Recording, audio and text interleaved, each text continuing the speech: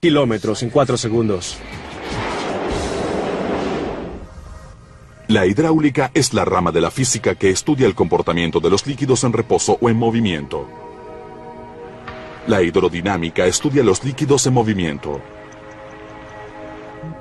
Los ingenieros civiles utilizan este tipo de sistemas hidráulicos en las plantas de energía hidroeléctrica al manipular el flujo de un líquido para impulsar las turbinas. Estas plantas de energía abastecen de electricidad a más de 1.000 millones de personas en el mundo. El segundo tipo de hidráulica, la hidrostática, estudia los líquidos en reposo. Los ingenieros mecánicos utilizan estos sistemas para producir energía al presurizar líquidos incompresibles. Si se cuenta con 2 pistones en el interior de un sistema hidráulico cerrado, cualquier fuerza aplicada al pistón A será transferida completamente al pistón B. La fuerza del flujo es transmitida al otro pistón a través de una transferencia hidráulica de energía. Uno de los beneficios de un sistema hidráulico cerrado es la habilidad para multiplicar la fuerza. Si el área de superficie del pistón B es 10 veces superior a la del pistón A, el pistón B se moverá una unidad por cada 10 unidades que se desplace el pistón A, pero con una fuerza 10 veces superior. Por lo tanto, una fuerza de 100 kilogramos aplicada al pistón A proporcionará suficiente presión bajo el pistón B para mover un objeto que pese 1.000 kilogramos.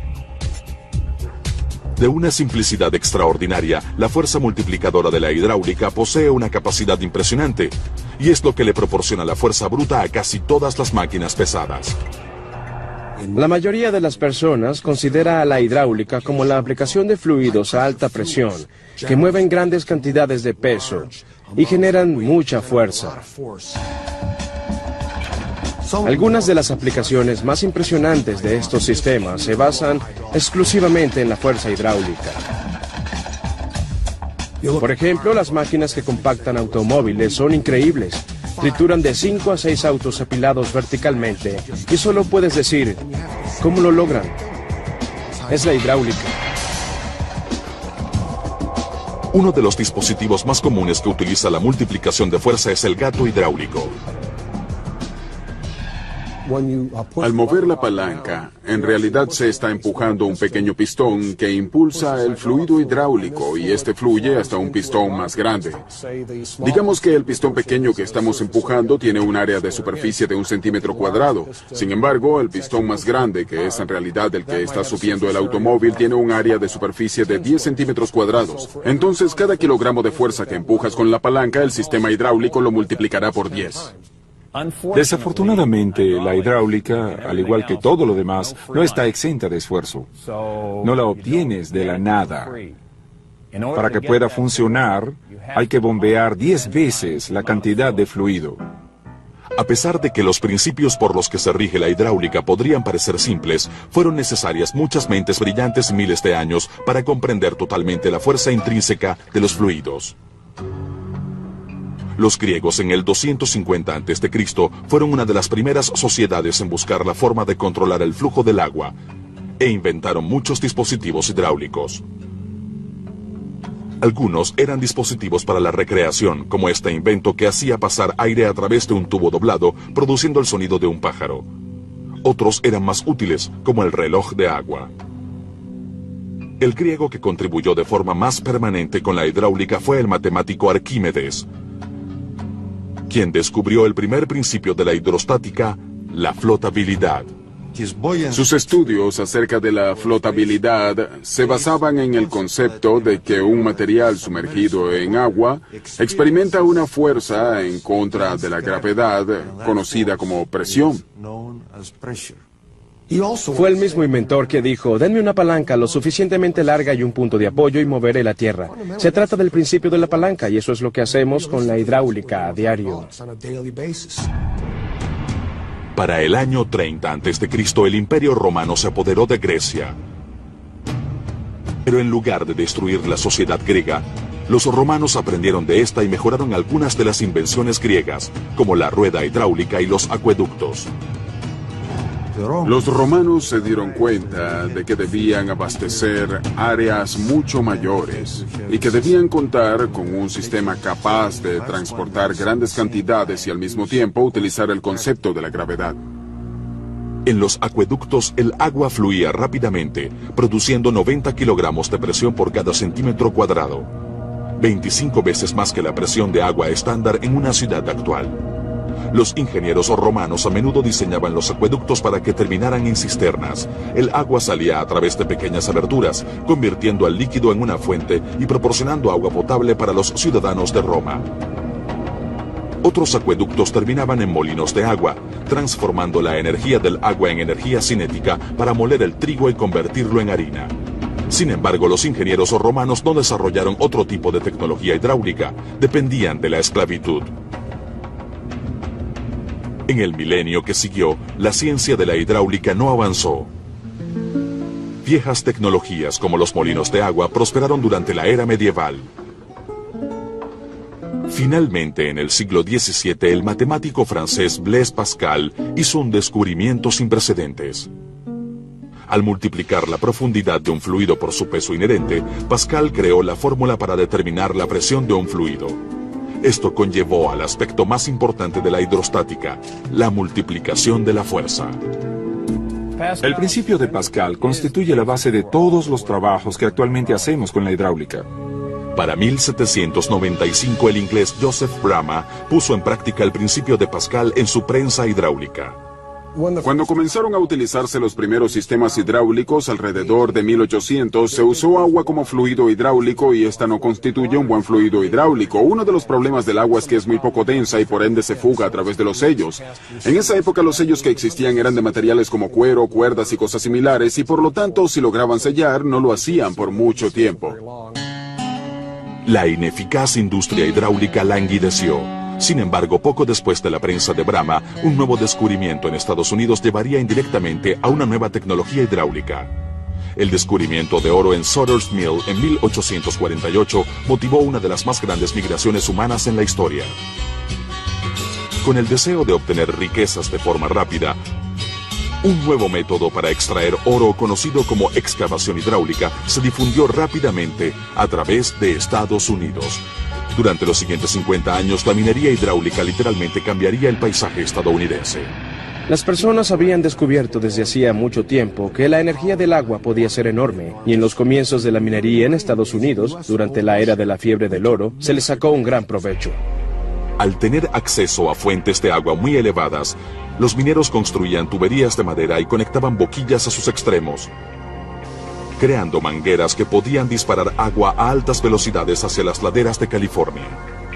Las laderas se desintegraban, dejando el oro al descubierto. El principio científico tras este método efectivo para extraer oro fue establecido por el matemático suizo Daniel Bernoulli en 1738.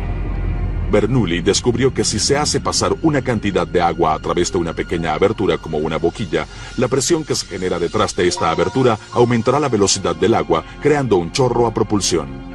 A pesar de que es poco probable que los mineros estuviesen conscientes del principio de Bernoulli, su método para extraer oro era efectivo. La presión oscilaba entre 56 y 70 kilogramos por cada centímetro cuadrado, y al disparar 70 kilogramos por cada centímetro cuadrado hacia las laderas, la tierra se elimina rápidamente. Las boquillas hidráulicas llamadas monitores alcanzaban los 5 metros de largo y podían lanzar 114.000 litros de agua por minuto en un chorro de 23 centímetros. En su apogeo, la industria de la minería hidráulica en California empleaba a 20.000 personas y producía cerca de $100 millones en oro. El éxito de la extracción hidráulica del oro solo podía compararse con sus devastadores efectos sobre el ambiente. Para 1884, un mandato judicial federal la prohibió en California. A pesar de que la minería hidráulica llegó a su fin, un nuevo tipo de oro, el oro negro, estaba por llevar a la hidráulica a la vanguardia de la revolución industrial. Hasta el siglo XIX, la energía hidráulica se obtenía principalmente a través del aprovechamiento de la energía del agua en movimiento. Esto cambiaría en 1859 con el descubrimiento del petróleo.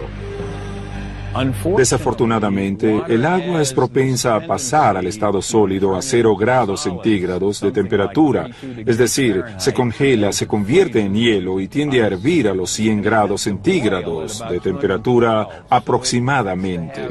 Por lo tanto, su margen de operatividad es estrecho.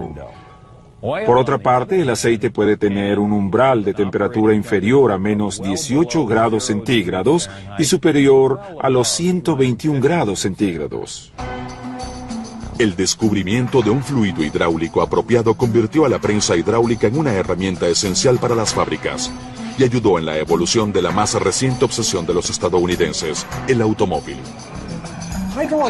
La hidráulica tuvo un papel crucial al permitir que los vehículos pasaran de ser una especie de carretas de heno a ser el tipo de vehículos más confortables y más agradables que tenemos en la actualidad. Para principios de la década de 1900, la industria automotriz comenzó a proporcionar medios de transporte más rápidos que los caballos y carruajes. Sin embargo, esto presentó una dificultad: cómo lograr que un carruaje motorizado se detenga. En 1904, Remsen E. Olds diseñó el primer sistema ampliamente utilizado de frenos para automóviles. Este sistema externo de frenos consistía de una sola banda flexible de acero inoxidable alrededor de un tambor en el eje trasero de las ruedas del automóvil. Cuando se pisaba el pedal del freno, un cable contraía la banda, la cual rozaba con el tambor y detenía la rueda. Sin embargo, todavía faltaban muchas mejoras. Uno de los inconvenientes más importantes del freno externo es que no estaba protegido contra los elementos. La mayoría de las carreteras no estaba pavimentada y las bandas de metal y tambores rápidamente se deterioraban. El freno externo fue sustituido por el freno interno. Este dependía de cables de acero, poleas y de la fuerza del conductor para proporcionar suficiente poder para detener el automóvil. Fuertes cables de acero proporcionaban poderosas y flexibles conexiones entre el pedal del freno y el freno mismo. Por supuesto, al aumentar el peso de los vehículos y la velocidad, fue necesario idear formas más efectivas para detener a estas máquinas. En 1918, el pionero de la aviación Malcolm Lockheed comenzó el desarrollo de un sistema de frenos hidráulico para automóviles. Utilizando aceite de petróleo como lubricante, Lockheed diseñó un sistema hidráulico que transmitía la presión del fluido hacia el tambor del freno, lo que permitía detenerse de forma más suave y efectiva. En 1920, Lockheed vendió su patente de frenos a Vincent Bendix, fundador de la Bendix Corporation. Un año después, el Duesenberg se convirtió en el primer automóvil equipado con un sistema de frenos hidráulicos en las 4 ruedas. Los primeros sistemas de frenos hidráulicos de los automóviles trabajaban de esta manera. El pedal empujaba un pistón en el interior de un cilindro lleno de fluido hidráulico, el cual a su vez empujaba el fluido hacia las 4 ruedas. El fluido llegaba hasta otro cilindro con 2 pistones pequeños que empujaban a un par de zapatas que a su vez presionaban un tambor. Esto creaba una fricción que detenía el automóvil. Por ende, era posible transmitir gran cantidad de energía a los frenos de cada rueda de forma súbita. A pesar de que los frenos fueron un éxito, el resto de la industria automotriz tardó bastante en adoptarlos. Los conductores estadounidenses se sentían cómodos con sus frenos mecánicos. Podían verlos. Allí estaba el cable y la conexión. Todo estaba a la vista. Intentar convencer a alguien de que era posible hacer pasar fluido a través de una línea era algo muy difícil. Por lo tanto, se trataba de una lucha cuesta arriba. Y la única manera de convencer a la gente era demostrando cuán efectivos eran. Otra aplicación de los fluidos que la industria automotriz esperaba que los conductores exigieran era la dirección hidráulica. Sin embargo, la Gran Depresión de la década de los 30 detuvo abruptamente su desarrollo. Los estadounidenses, golpeados por la pobreza, no contaban con los medios ni el interés de gastar dinero en el más novedoso mecanismo que había salido al mercado. Para cuando la economía estadounidense comenzó a vigorizarse nuevamente en la década de los 40, otro evento agobiante se apoderaría de Estados Unidos. La mayoría de los trabajos por mejorar los sistemas hidráulicos estaban destinados al esfuerzo bélico para tanques, vehículos y embarcaciones. Después de finalizada la Segunda Guerra Mundial y cuando las personas regresaron a sus puestos de trabajo, la industria hidráulica realmente prosperó. La industria automotriz se puso en marcha. Los conductores estaban listos para ir más rápido que nunca y a Detroit le agradaba complacerlos. Los motores se fabricaban con hierro fundido, eran grandes y pesados y casi todos se colocaban al frente. Se encontraban sobre el sistema de dirección y con todo ese peso era muy difícil hacer girar esas ruedas. La tecnología de la dirección hidráulica ya había sido desarrollada para la industria automotriz antes de la Segunda Guerra Mundial, lo que facilitó la transición a los fabricantes de automóviles. Se trata de una bomba hidráulica impulsada por el motor. La combinación del fluido hidráulico y la presión es lo que proporciona la fuerza para hacer girar las ruedas a la izquierda o a la derecha. Al hacer girar el volante se acciona una válvula. La válvula se abre y envía el fluido hacia el pistón, el cual hace girar las ruedas. La dirección hidráulica se convirtió en un regalo celestial y cuando salieron las primeras fue necesario darlas a conocer. Es decir, la dirección hidráulica significaba no hacer ningún esfuerzo. Con el dedo meñique se podía maniobrar estos gigantescos automóviles. Desde la aparición de la dirección y los frenos hidráulicos, sus sistemas en general siguen siendo los mismos. Los frenos ahora se han complementado con un reforzador por vacío, lo que hace posible que se detenga incluso el automóvil más grande con un simple toque del pedal. La dirección hidráulica también cuenta con asistencia, la cual aumenta el flujo de fluido hidráulico dependiendo de la velocidad con la que se gire el volante. Las aplicaciones hidráulicas modernas para los automóviles se centran en la elegancia y la comodidad. Se puede suspender un automóvil con resortes metálicos, pero también se puede utilizar un pistón hidráulico para obtener el mismo efecto. El santo grial de la suspensión es el control activo de la carrocería, el cual solamente se encuentra en automóviles de lujo como el Mercedes-Benz CL-Coupe. El control activo de la carrocería mantiene la estabilidad del automóvil, incluso en los giros más bruscos y en las carreteras más irregulares. El sistema funciona al colocar un pistón hidráulico sobre el resorte de la suspensión. Si el automóvil cae en un bache, en milésimas de segundos, los sensores ubicados por todo el automóvil activan el pistón haciendo que éste equilibre la carrocería del auto. Sin embargo, su característica más singular quizás sea la habilidad para cambiar la suspensión. ¿Le gustaría conducir un automóvil deportivo? Solamente presione un botón y la hidráulica lo hará realidad. A pesar de que la invención de la dirección y frenos hidráulicos impulsó la industria automotriz, el impacto que estas innovaciones tuvieron en la industria de la construcción literalmente cambió la faz de la Tierra.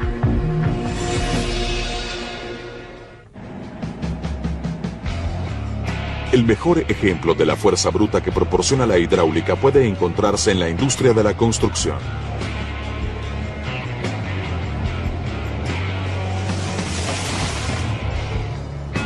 A lo largo de los años, las excavadoras, grúas y camiones que han construido nuestro mundo han crecido exponencialmente en tamaño, alcanzando una eficiencia y poder sin igual a través de la hidráulica. Siempre nos toparemos con la hidráulica en cualquier obra. Está en todas partes. Se encuentra virtualmente en todas las maquinarias de construcción y en muchos casos, o probablemente en todos los casos, es porque no existe una mejor manera de trabajar.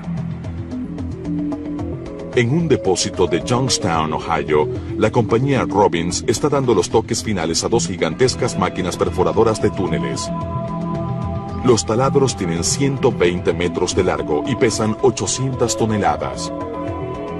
Para mover algo tan enorme, solamente existe una alternativa práctica. La cantidad de fuerza que obtenemos a través de la hidráulica sobrepasa enormemente lo que podemos obtener de la electricidad sin generar grandes costos. La hidráulica proporciona más fuerza y potencia, y especialmente en este tipo de máquinas.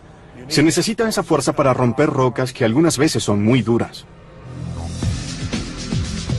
Cuando el taladro es activado, 3.000 litros de fluido hidráulico se desplazan a través de 11 kilómetros de mangueras hasta cientos de componentes hidráulicos.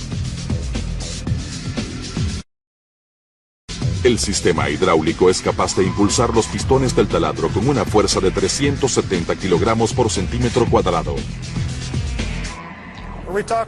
Cuando hablamos de presión hidráulica, lo que estamos haciendo es llevar la fuerza hasta un cilindro, el cual a su vez aplica esa fuerza en un componente dado. Los cortes los realiza la cabeza de un taladro de 7 metros de diámetro que gira impulsada por motores de 10.450 caballos de fuerza. La cabeza del taladro contiene 46 dientes de 48 centímetros que fragmentan las rocas a razón de 8 metros por hora.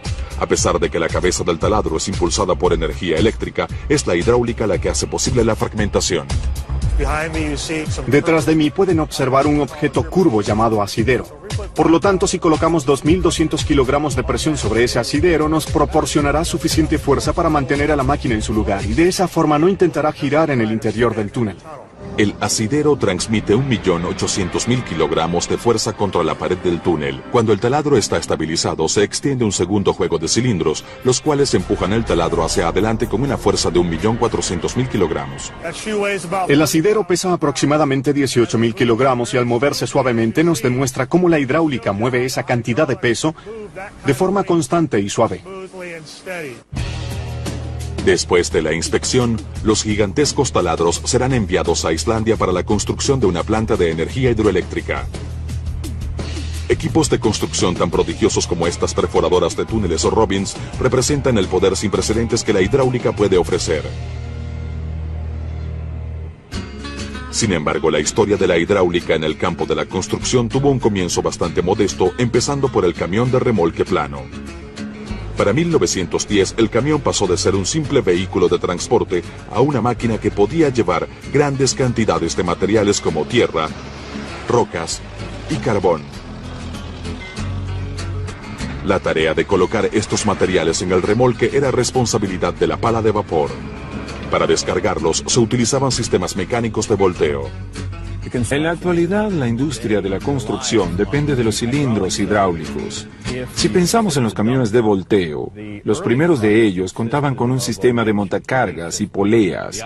El operador debía bajarse de la cabina y darle vueltas a una manivela para voltear el remolque del camión. En la actualidad permanecen sentados en el interior de la cabina, presionan un botón, el sistema hidráulico extiende el émbolo del cilindro y vacía el remolque del camión. El cilindro hidráulico es un método para convertir la energía hidráulica en energía útil en un movimiento de vaivén. Y eso es realmente lo que hace. Se mueve hacia adelante o hacia atrás. Este es el popular remolque hidráulico, el cual puede operarse fácil y eficientemente bajo cualquier carga. La parte trasera posee doble acción y es operada por un controlador. La eficiencia y fiabilidad cada vez mayores del camión de volteo hidráulico resonó en toda la industria de la construcción. Sin embargo, el impacto de la Gran Depresión y de la Segunda Guerra Mundial sofocó el crecimiento de las maquinarias hidráulicas para la construcción. Después de la guerra, nuevas bombas hidráulicas que fueron diseñadas para aumentar la presión de los fluidos en tanques y aeronaves fueron introducidas para revitalizar la industria de la construcción. Al juntarse con el advenimiento de la dirección y frenos hidráulicos, los fabricantes comenzaron a construir máquinas más pesadas y potentes como nunca antes. La industria de la construcción debía mover grandes cantidades de tierra. Por ende, podía haber 10 retroexcavadoras cargando 10 camiones, o podía haber una retroexcavadora cargando un camión grande, y cuando se hacía eso, se debía mover la misma cantidad de tierra. Por lo tanto, eso significaba que los equipos debían ser mucho más grandes. En la actualidad, los equipos de construcción constituyen algunas de las maquinarias más grandes del mundo y casi todas ellas utilizan sistemas hidráulicos, incluyendo la excavadora Caterpillar 330CL. El peso de este brazo es de alrededor de 4.500 kilogramos. Tendríamos serios problemas para mover este brazo de forma eficiente si no contásemos con la hidráulica. La hidráulica también hace posible maniobrar el camión de minería Liebherr T282B. ¿Y su capacidad de carga de 400 toneladas? Bien, los cilindros hidráulicos proporcionan la potencia para levantar el remolque a casi 15 metros. Las grúas también dependen de la hidráulica. Esta grúa corrediza trabaja con un puente transversal de 25 metros de largo y utiliza la hidráulica para levantar contenedores de carga que pesan más de 40.000 kilogramos. Sin embargo, las maquinarias hidráulicas para la construcción no siempre se centran en la fuerza y en la potencia. Las máquinas para cortar madera utilizan la hidráulica para caminar a través del bosque con la gracia de una bailarina.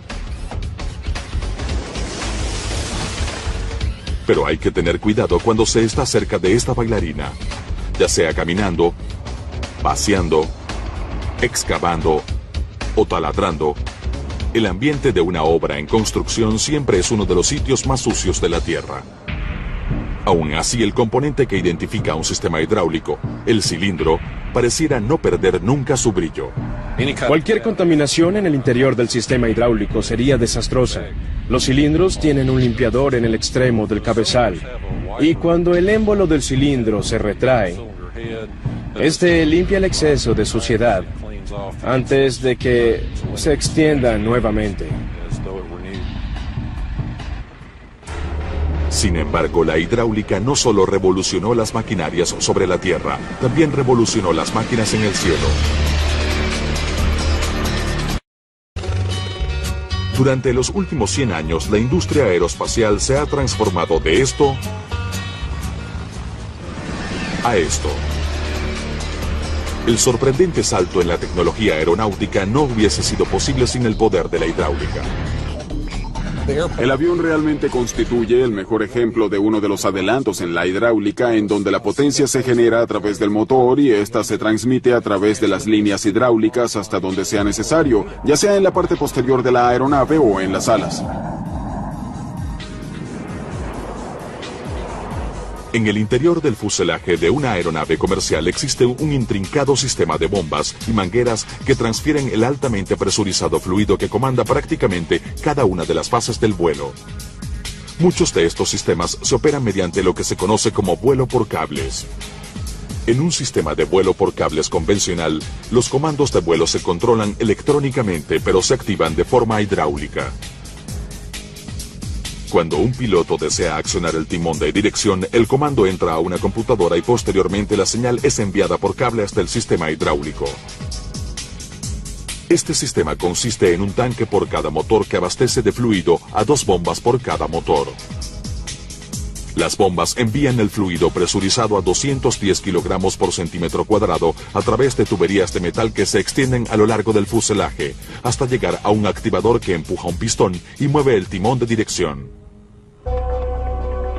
Este potente y eficiente sistema de transferencia de fluido presurizado es completamente diferente al sistema utilizado por Orville y Wilbur Wright hace más de 100 años.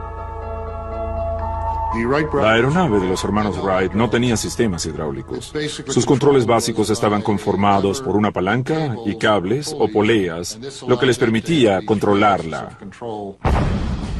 Durante la Primera Guerra Mundial, las lentas aeronaves de alas duales funcionaban de forma similar a las primeras aeronaves de los hermanos Wright y dependían de la fuerza del piloto para mover los cables y poleas necesarios para controlar el vuelo. Eran aviones pequeños, por lo tanto al piloto le resultaba fácil controlar el movimiento de los activadores, simplemente al mover una palanca hacia adelante y hacia atrás.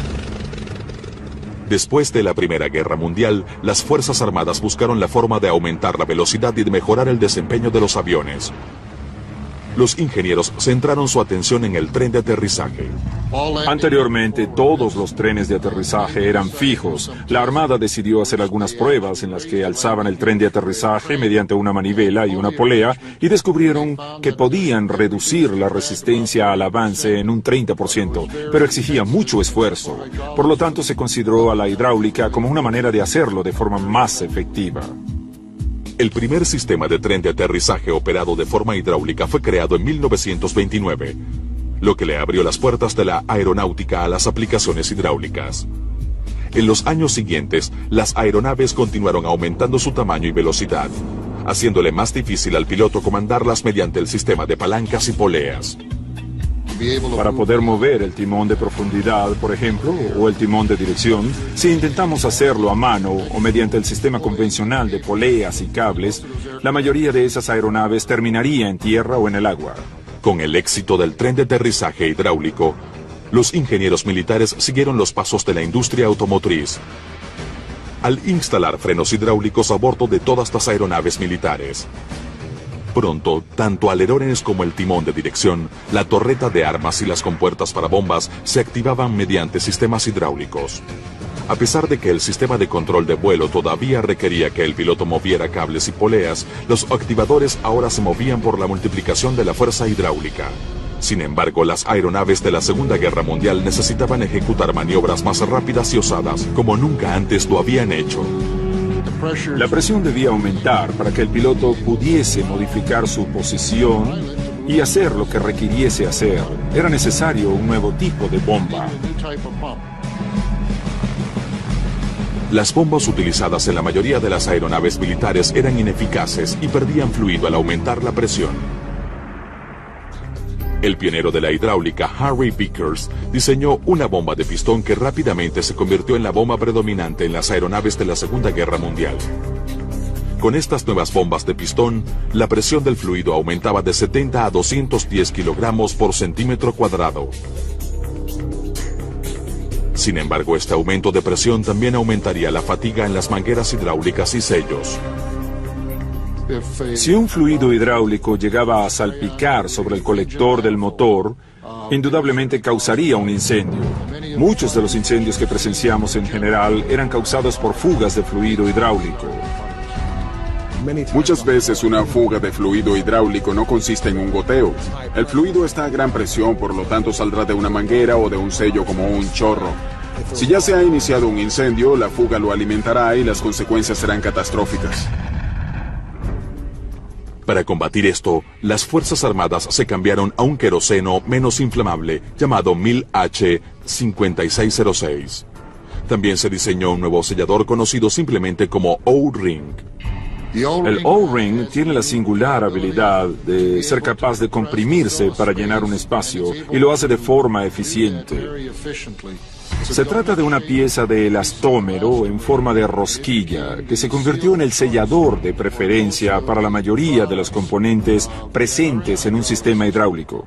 Para finales de la Segunda Guerra Mundial, las innovaciones hidráulicas en la aeronáutica encontraron pocos obstáculos para establecerse en la floreciente industria de la aviación comercial. Las aerolíneas comerciales descubrieron que también podían sacarle provecho a la hidráulica.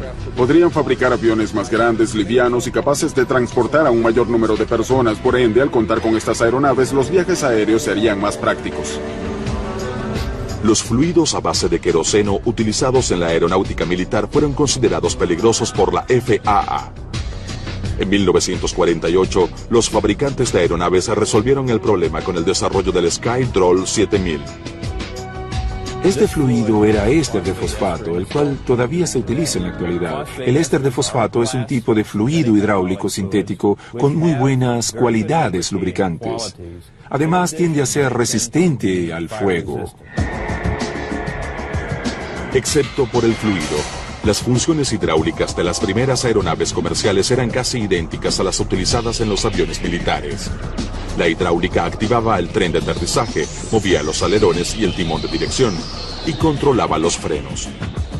Debido al tamaño y peso de las aeronaves comerciales, la presión hidráulica aumentó a 210 kilogramos por centímetro cuadrado, la misma presión ya utilizada en muchos aviones militares y maquinarias de construcción. A pesar de que este aumento en la presión les proporcionó a los pilotos la fuerza necesaria para operar los activadores a través de cables y poleas, para la década de los 80 ya era necesario un cambio. El problema con los cables y las poleas es que al hacerse cada vez más grande la superficie, incluso se dificulta hacer que se sientan bien. La electrónica puede tomar decisiones de forma mucho más rápida. En la actualidad, las aeronaves tienen capacidades muy superiores y deben hacer cosas como mover estas superficies de forma casi instantánea. Los sistemas hidráulicos de vuelo por cables continúan dominando los controles de vuelo de las aeronaves comerciales y militares más avanzadas. Los sistemas hidráulicos a bordo del caza F-22 son tecnología de punta. Cuentan con todos los controles de vuelo primario, el tren de aterrizaje y las compuertas para lanzar misiles se abren y cierran velozmente. El sistema de propulsión del F-22 depende enormemente de la hidráulica para controlar las boquillas de admisión y descarga. El mayor avance en tecnología hidráulica para la aeronáutica lo constituye la creación del activador eléctrico hidrostático. Originalmente desarrollado a comienzos de la década de los 90, el activador eléctrico hidrostático contiene todos los componentes de un sistema hidráulico en un pequeño bloque. Al colocar el activador eléctrico hidrostático cerca de los controles de un avión, los diseñadores eliminan cientos de metros de tubería hidráulica y cientos de kilogramos de peso. El activador eléctrico hidrostático es considerado tecnología de punta porque elimina los elementos de distribución que forman parte de un sistema hidráulico convencional. Consta de 2 motores eléctricos que trabajan juntos. También cuenta con tanques hidráulicos para captar la expansión y contracción térmica necesaria para encender las bombas hidráulicas del sistema. La conexión con los controles de vuelo es directa. La primera aeronave en utilizar el activador eléctrico hidrostático para los controles de vuelo primarios será el caza F-35.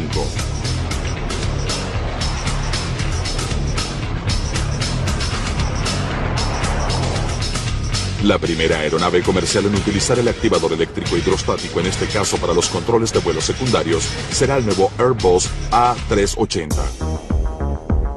Exhibiendo un fuselaje de 73 metros de largo y una envergadura de alas casi tan larga como un campo de fútbol, se trata de la aeronave comercial más grande que jamás se haya fabricado. Fue necesario crear una nueva tecnología hidráulica para controlar esta aeronave, que pesa más de 300 toneladas. Indudablemente, el A380 constituyó un reto importante para los diseñadores de sistemas hidráulicos, porque si se debían utilizar los conceptos de los sistemas hidráulicos convencionales de 210 kilogramos por centímetro cuadrado, las bombas serían enormes, al igual que las líneas, mangueras y selladores. Una solución para esto consistía en aumentar la presión hasta los 350 kilogramos por centímetro cuadrado. Sin embargo, mientras la industria aeroespacial continúa buscando formas de mejorar la eficiencia y seguridad de los sistemas de control de vuelo, los ingenieros están investigando la idea de utilizar motores eléctricos para activar los controles y de ese modo eliminar completamente a los sistemas hidráulicos de los controles de vuelo. Antes de que esto suceda, hay que vencer un formidable obstáculo. Los ingenieros necesitan desarrollar un motor práctico que sea capaz de generar la energía necesaria para activar los controles de forma eficiente. Sin embargo, la hidráulica no solamente le da forma a nuestro futuro, también le da vida al pasado. Dinosaurios prehistóricos. La hidráulica no solamente juega un papel importante en nuestros trabajos, también lo hace en nuestros momentos de esparcimiento. Universal Studios en Hollywood, California, alberga algunas de las atracciones hidráulicas más avanzadas del mundo. No podríamos darle movimiento a estas atracciones tan pesadas y de forma tan segura sin la ayuda de la hidráulica. Simplemente sería imposible. Una de las atracciones hidráulicas más complejas en Universal Studios es el terremoto. Las personas que entran a este escenario logran hacerse una idea de lo que sería soportar un enorme sismo.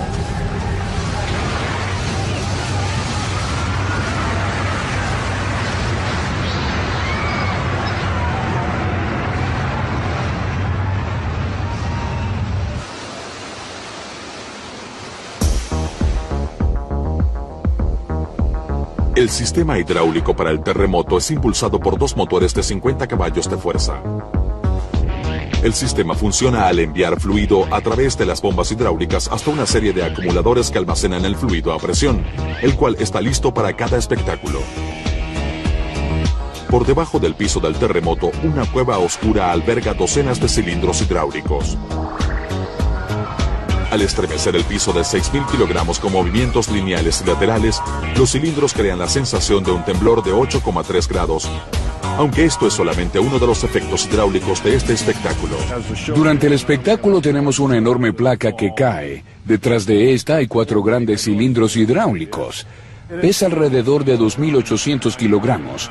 También tenemos un tren que sale y choca frente al tranvía, y también está impulsado por pistones hidráulicos. Cuando el tranvía sale del escenario, el cilindro hidráulico se retrae y cuidadosamente coloca todos los soportes en sus posiciones originales. El espectáculo debe ser exactamente igual todas las veces. Los terremotos hidráulicos son muy sofisticados. El Terminator 2 tridimensional de Universal también ofrece varios efectos hidráulicos de precisión. La hidráulica controla la plataforma que hace subir y bajar a diversos personajes en el escenario. Y también mueve a los robots cibernéticos armados utilizando bombas de 210 kilogramos por centímetro cuadrado, que activan cilindros en la cabeza, torso y brazos.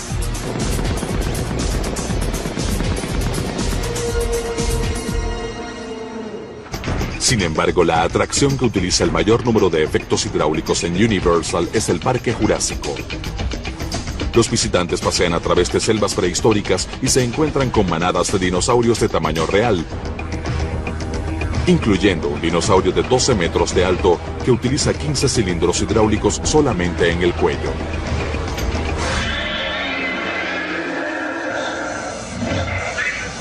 Con respecto a este personaje en particular, aquí tenemos una línea presurizada de 210 kilogramos por centímetro cuadrado. El módulo hidráulico distribuye el fluido hasta el personaje, que consta de lo que vimos, el torso y la cabeza, con 6 partes movibles individuales, 6 cilindros por separado, todo impulsado por la hidráulica. Después de encontrar varios dinosaurios, el paseo ofrece otras emociones hidráulicas, por así decirlo. Utilizamos la hidráulica en el auto que cae por 2 razones. Es más controlable que cualquier otro tipo de energía y también constituye un tipo de energía menos costosa. Los cilindros se enganchan a unos aparejos y de esa manera se logra aumentar la velocidad del jeep comparado con el cilindro. El jeep se moverá 10 metros, mientras que el cilindro solamente se moverá 3 metros. Por ende, solo necesitamos un cilindro de 3 metros para lograr todo ese movimiento. Eso aumenta la fuerza en el cilindro, pero la hidráulica supera ese problema. Luego está el mundo acuático, que utiliza una catapulta hidráulica para lanzar una aeronave de 900 kilogramos a 18 metros a través de un lago artificial. Y por supuesto, también hay un tiburón. Con tantas atracciones hidráulicas, no nos sorprende que incluso los tranvías de Universal funcionen con la ayuda de la hidráulica, ya sea para entretenernos o en la construcción. Cuando algo grande necesita ser movilizado, la hidráulica continúa siendo la energía de preferencia, al menos por ahora. Sin embargo, el continuo avance en los sistemas electrónicos podrían con el tiempo lograr que los motores eléctricos reemplacen a los sistemas hidráulicos como fuente principal de energía en la aplicación de la fuerza. Creo que el futuro de los sistemas hidráulicos es una combinación de electrónica e hidráulica. En algunas aplicaciones la hidráulica podría ser desplazada, pero nunca llegaremos a ver la misma densidad de energía en un sistema electrónico que la que podemos apreciar en un sistema hidráulico. No es posible imaginar otra tecnología que sea capaz de generar cientos de miles de kilogramos por centímetro de torsión o las miles de toneladas de fuerza necesarias para perforar un túnel en una montaña o debajo de un lago. El que la hidráulica pueda ser suplantada por otro tipo de energía es algo que todavía no se sabe. Sin embargo, hasta que llegue ese momento, cuando haya que mover algo grande, cuando se necesite una gran cantidad de fuerza y mucha precisión, la hidráulica será la forma de energía de preferencia.